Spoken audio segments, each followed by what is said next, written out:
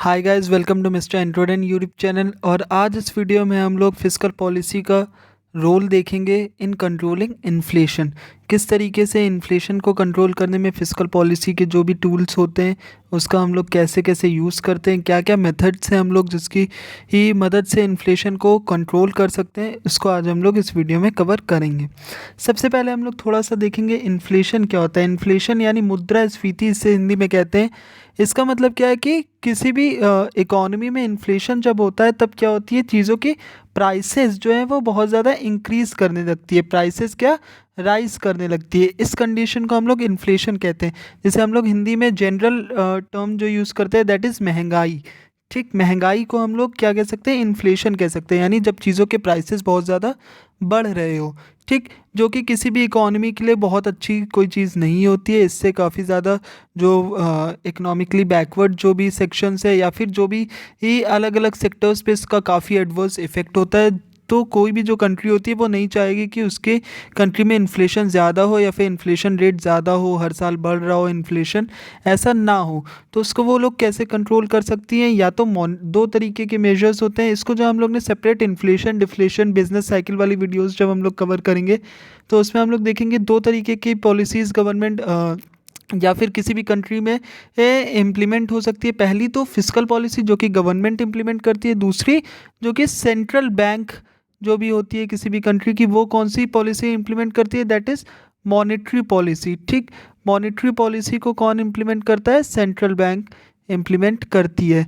ठीक, तो दो तरीके की पॉलिसीज़ होती है। लेकिन अभी हम लोग फिस्कल पॉलिसी टॉपिक को कवर करें तो हम लोग फिस्कल पॉलिसी का रोल देखेंगे, किस तरीके से उसकी मदद से हम लोग इन्फ्लेशन को कंट्रोल कर सकते हैं।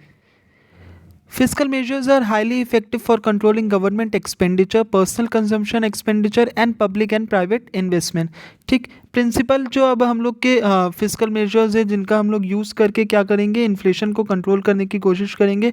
उसमें से सबसे पहला हमारा आ जाता है reduction in unnecessary public expenditure. सबसे इम्पॉर्टेंट पार्ट देखिए, इन्फ्लेशन का मतलब क्या है, महंगाई हो रही है। महंगाई का मतलब क्या है, चीज़ों के दाम बढ़ रहे हैं। अब चीज़ों के दाम क्या, दो तरीके की हम लोग इन्फ्लेशन देखते हैं, एक तो कॉस्ट पुश होता है और एक डिमांड पुल इन्फ्लेशन होता है।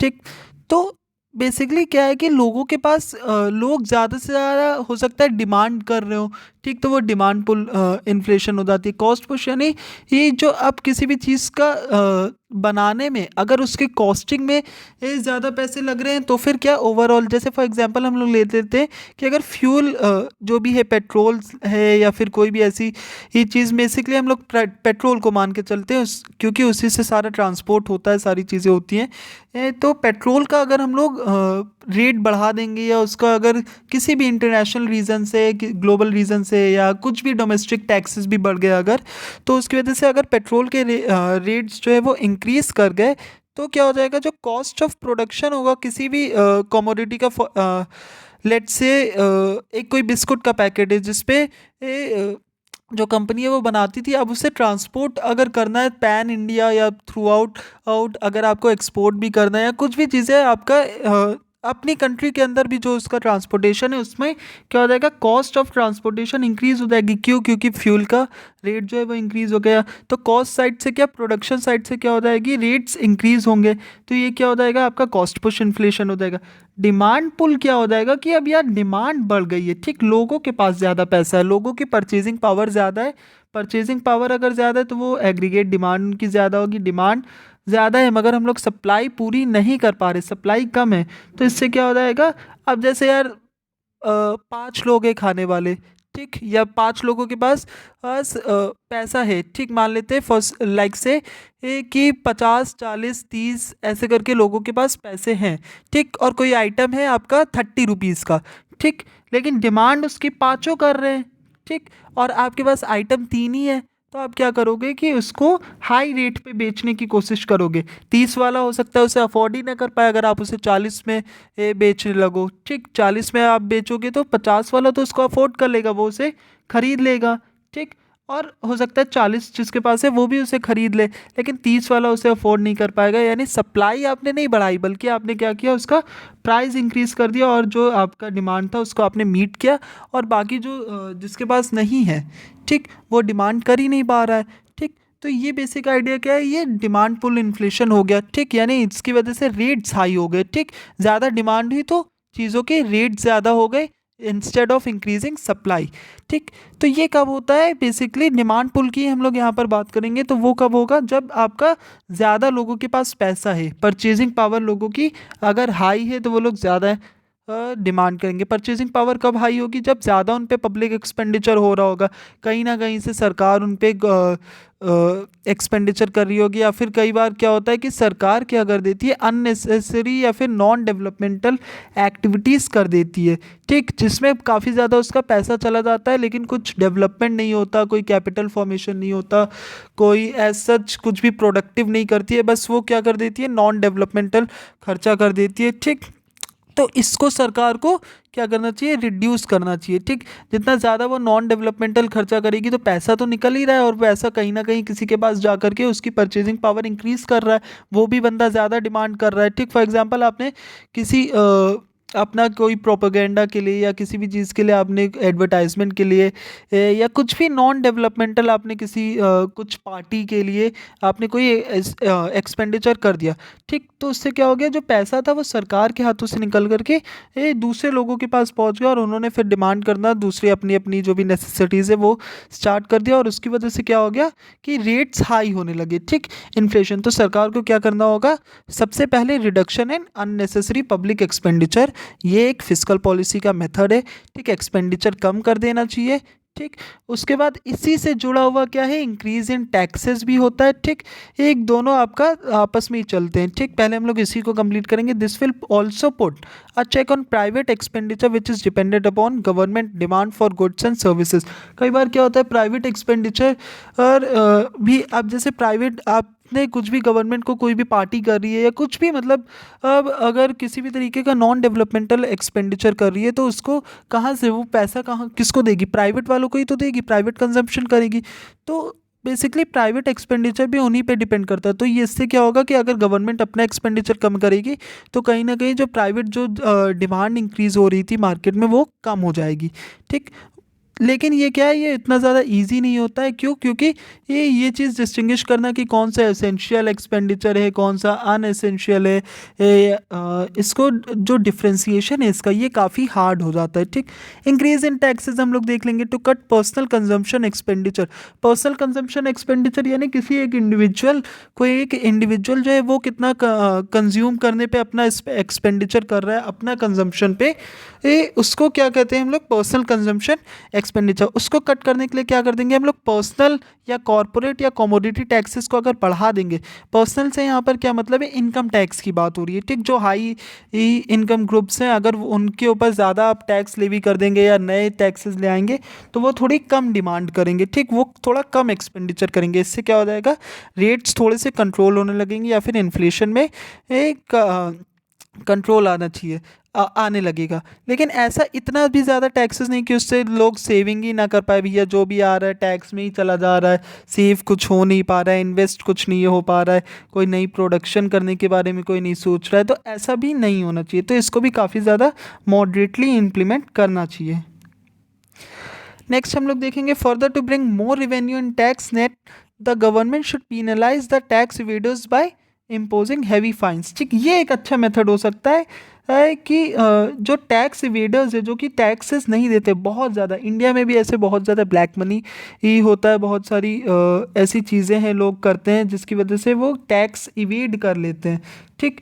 तो उसको जो लोग टैक्स इवेजन कर रहे हैं या फिर जो कि ब्लैक मनी होल्डर्स हैं उन पे काफ़ी ज़्यादा हैवी फाइन्स लगाने चाहिए। इससे क्या होगा कि टैक्स इवेजन में भी कमी आएगी और साथ ही साथ फाइन्स से कहीं ना कहीं जो है वो जो मनी है, अमाउंट ऑफ मनी है मार्केट से उठ करके वो फिर से सरकार के पास पहुंच जाएगा, ठीक, गवर्नमेंट के पास, यानी लोगों की परचेजिंग पावर कम होगी। To increase supply of goods within the country the government should reduce import duties and increase export duties. Export duties को बढ़ा देना चाहिए और इम्पोर्ट ड्यूटीज़ को कम कर देना चाहिए, ठीक। हम लोग देखेंगे सरप्लस बजट क्या होता है। सरप्लस बजट को हम लोग क्या कह सकते हैं, एंटी इन्फ्लेशनरी बजटरी पॉलिसी भी कह सकते हैं। सरप्लस का मतलब क्या होता है, सरप्लस से आप क्या समझते हैं, ज़्यादा होना। क्या ज़्यादा होना यहाँ पर, इस केस में रिवेन्यू ज़्यादा होना और एक्सपेंडिचर कम होना, ठीक, यहाँ पर हम लोग क्या, रेवेन्यू ज़्यादा होना और एक्सपेंडिचर कम। यानी सरकार क्या करे कि वो ऐसी पॉलिसी बनाए कि वो खर्चा कम कर रही है और कमा ज़्यादा रही है। यानी बेसिकली जो अमाउंट ऑफ मनी जो मार्केट में बहुत ज़्यादा सर्कुलेट हो गया, उसको वो क्या कर ले, अपने पास ले ले। ठीक, मार्केट में लोग क्या, महंगाई कब बढ़ रही है, जब लोग ज़्यादा डिमांड कर रहे हैं, लोगों के पास पैसा ज़्यादा है तभी तो ज़्यादा डिमांड कर रहे हैं, तो लोगों से पैसा छीन ले सरकार।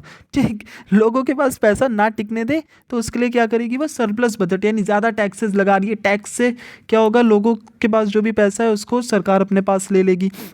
ठीक, और इसी को हम लोग एंटी इन्फ्लेशनरी बजटरी पॉलिसी कहते हैं। यानी जितना वो कमा रही है उससे कम एक्सपेंड करे, यानी सरप्लस में रहे। ठीक, हम लोग जब देखते थे कि डिप्रेशन, जब हम लोग बिजनेस साइकिल्स में पढ़ेंगे, डिप्रेशन के फेज़ में सरकार क्या करती है कि वो स्पेंड ज़्यादा करती है, डेफिसिट फिनेंसिंग करती है, डेफिसिट बजट बनाती है, वो स्पेंड ज़्यादा करती है और कमाती कम है। ठीक, लेकिन जब इन्फ्लेशन हो रहा हो तो उससे कोशिश क्या करनी चाहिए कि लोगों के पास ज़्यादा पैसा ना रहे। ज़्यादा पैसा होगा तो यार वो लोग फिर से ऑब्वियस है कि ज़्यादा डिमांड करेंगे, यानी spend less and earn more. ठीक, ये पॉलिसी होनी चाहिए गवर्नमेंट की। फिर पब्लिक डेप्थ यानी जो सरकार ने लोगों से पैसा ले रखा होता है किसी ना किसी इकोनॉमिक एक्टिविटी, किसी ना किसी डेवलपमेंटल एक्टिविटी। अब क्या है, सरकार अभी ऑलरेडी इन्फ्लेशन चल रहा है मार्केट में, तो लोगों की परचेजिंग पावर ज़्यादा है, यानी लोगों के पास पैसा ज़्यादा है। ठीक, और पता चला सरकार चुकाने में लग गई उनके पैसे। अब वो सरकार भी उनको उनके जो भी बॉन्ड से, शेयर से, सिक्योरिटीज़ के अकॉर्डिंगली उन्हें इंटरेस्ट पे कर रही है या कुछ भी कर रही है, तो उससे क्या, लोगों के पास और पैसा बढ़ गया, लोग और डिमांड करने लगे। ठीक, डिमांड इंक्रीज हुई, प्रोडक्शन उतनी हो नहीं पाई, सप्लाई उतनी हो नहीं पाई, तो प्राइसेस जो होंगे वो क्या, फिर से बढ़ने लगेंगे।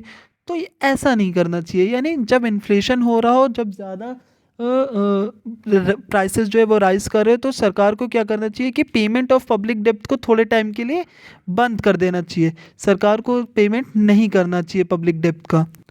Instead the government should borrow more to reduce money supply with public. ठीक, यानी गवर्नमेंट को और ज़्यादा से ज़्यादा बोरो करना चाहिए। एक तो जो पहले से पब्लिक डेब्ट ले रखा है उसको पेमेंट उसका स्टॉप कर देना चाहिए, और क्या करना चाहिए, और ज़्यादा से ज़्यादा गवर्नमेंट को बोरो करना चाहिए, ताकि जो पैसा ऑलरेडी पब्लिक के पास है, वो परचेजिंग पावर जो है, वो जो अमाउंट ऑफ मनी है, वो क्या, गवर्नमेंट के पास आ जाए, जो कि पब्लिक के पास है। अब इसके बाद लास्ट जो है हमारा पॉइंट, वो काफ़ी इंपॉर्टेंट है कि यानी कि ये जो गवर्नमेंट है उसको क्या इनकरेज करना चाहिए, सेविंग्स को इनकरेज करना चाहिए। Another measure is to increase savings on the part of people. Saving कहाँ का, यानी लोगों की जो सेविंग्स है उसको इनसे किसी ना किसी तरीके की ऐसी स्कीम्स या पॉलिसी में ऐसी चीज़ें करनी चाहिए जिसकी वजह से लोग ज़्यादा से ज़्यादा इनकरेज हो। अब क्या हो सकता है, देखिए, this will reduce disposable income. ठीक, डिस्पोजेबल इनकम क्या होती है, डिस्पोजेबल इनकम का मतलब होता है कि ऐसा इनकम या ऐसा अमाउंट ऑफ मनी जो कि लोग खर्चा करते हैं। ठीक, जिसकी मदद से लोग डिमांड करते हैं। ठीक, जब उनके पास ज़्यादा डिस्पोजेबल इनकम होगी तो वो ज़्यादा कमोडिटीज़ की डिमांड करेंगे। ठीक, और पर्सनल कंजम्पशन एक्सपेंडिचर क्या होता है, यही बेसिकली डिस्पोजेबल इनकम क्या होता है कि वही आपका पर्सनल कंजम्पशन एक्सपेंडिचर उसी पे डिपेंड करता है। ठीक, यानी जितना डिस्पोजेबल इनकम, जो इस पे डिस्पोज करने का मतलब क्या, कि कोई चीज़ को खर्च कर देना। ठीक, जिसे आप खर्च करते हो, ठीक, लोग जिसे खर्च करते हैं वो डिस्पोजेबल इनकम है। ठीक, वो कब रिड्यूस होगी, जब लोग ज़्यादा सेविंग करेंगे। यार मैं 50 रुपये कमाता हूँ, उसमें से मैं 40 रुपये अगर खर्च करता हूँ। ठीक, अगर मैं सेविंग उसमें से अब मैंने स्टार्ट कर दी 5 रुपये की और सेविंग करना, तो अब मैं 35 रुपये ही खर्च कर रहा हूँ, यानी मेरी जो परचेजिंग पावर है वो कहीं ना कहीं तो कम हो गई। मैं अब मैं 35 रुपये की चीज़ की डिमांड कर पाऊँगा। तो इस तरीके से क्या होता है कि सेविंग्स क्या करती है, आपकी डिस्पोजेबल इनकम को कम कर देती है, और इससे क्या होता है, आपका पर्सनल कंजम्पशन एक्सपेंडिचर कम हो जाता है। ठीक, अब क्या होता है, लोग बहुत ज़्यादा सेव करने के लिए वॉलंटरीली लोग सेव नहीं करना चाहते हैं। ठीक, बहुत ज़्यादा कोई नहीं सेव करना चाहेगा, सब ज़्यादा से ज़्यादा अपना जो भी कमा रहे हैं उसको खर्चा करना चाहेंगे, उसको ज़्यादा से ज़्यादा अपनी डिमांड्स को पूरा करना चाहेंगे। तो गवर्नमेंट क्या कर सकती है, सो कंपलसरी सेविंग्स और deferred payment is where saver gets money back after some years.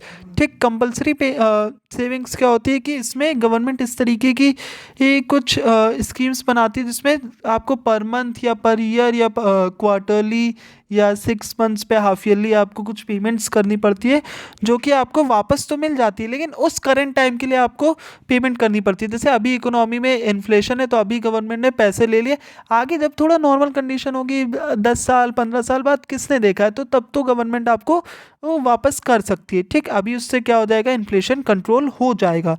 ठीक। For this government should float public loans carrying high rate of interest. ठीक, हाई रेट ऑफ इंटरेस्ट वाला अगर loan होगा तो लोग भी सोचेंगे कि यार मैं अगर ये लोन ले लेता हूँ, या ये सारी चीज़ें अगर मैं पब्लिक लोन्स जो होते हैं करता हूँ, तो मुझे कहीं ना कहीं हाई रेट ऑफ इंटरेस्ट मिलेगा। ठीक, सेविंग स्कीम्स जो है वो ऐसे रखनी चाहिए, प्राइज मनी या लॉटरी के साथ रखना चाहिए। उससे क्या होगा, इन सब चीज़ों से इंकरेजमेंट मिलेगा लोगों को। ठीक, अब कुछ क्या होती है कंपलसरी प्रोविडेंट फंड स्कीम्स जिनका कई सारा एग्जाम्पल हम लोग देखते हैं हमारे इंडिया में, जो कि है सबसे पहले जैसे नेशनल सेविंग सर्टिफिकेट्स हो गया, एनएससी। आप लोग देखे होंगे जो भी गवर्नमेंट एम्प्लॉयज़ होते हैं उनका एनपीएस में पैसा कटता है, उनका एनएससी में अगर वो इनरोल्ड है उनमें उसका पैसा कटता है। अलग अलग योजनाएं हैं, जैसे सुकन्या समृद्धि योजना हो गई, आपका पीपीएफ हो गया, आपका अटल पेंशन योजना हो गई। तो इस तरीके की जो स्कीम्स होती है, इसमें क्या होता है, इसमें कंपलसरी सेविंग्स होती है जो आपको after some period of time वो आपको वापस से मिल जाती है। बट इससे क्या होता है, करेंट टाइम में इन्फ्लेशन कर्व करने में ये हेल्पफुल होती है। सो ये सारे जो थे, ये सारे आपके वेज थे कि किसकी मदद से आप फिस्कल पॉलिसी की मदद से कैसे आप जो इन्फ्लेशन है उसको कंट्रोल कर सकते हैं। ये सारे काफ़ी इंपॉर्टेंट मेजर्स थे। ये जो वीडियो लेक्चर है इसका आपको रिटन नोट्स मिल जाएंगे मेरे टेलीग्राम चैनल पे, उसका लिंक मेरे डिस्क्रिप्शन बॉक्स में। और इसका ही ऑनलाइन जो वर्ज़न होगा, यानी ब्लॉग में आपको मेरा डिट्टो जो भी ऑनलाइन ये स्लाइड्स वाली प्रेजेंटेशन है वो सब आपको मेरे ब्लॉग में मिल जाएंगी, तो उसका भी लिंक डिस्क्रिप्शन में है। So thank you for watching.